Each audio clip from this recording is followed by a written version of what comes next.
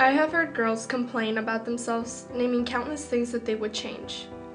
Always comparing themselves to others, wishing they looked exactly like those who are labeled as the perfect ones.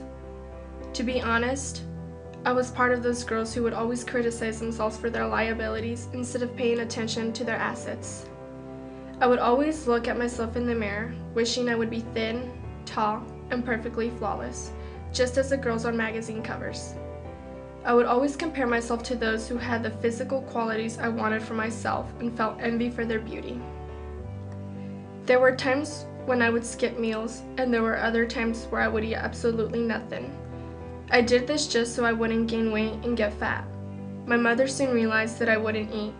She had talked with me, telling me that what I was doing wasn't correct and that I should stop before I became worse. But I didn't listen. If I had eaten a lot one specific day, I would exercise like crazy, expecting to lose weight at that exact moment, but still knowing that it wasn't going to happen. I was never happy with myself and always wanted to transform myself into something different. At one point, I broke out into tears in front of my friends, hating myself for not being perfect. That was the day when my friend stood up to me and told me, "Vivi, if you don't love yourself for who you are, then no one else will." At that point, I realized that what she had said was completely true and that being perfect wasn't important because perfection does not exist.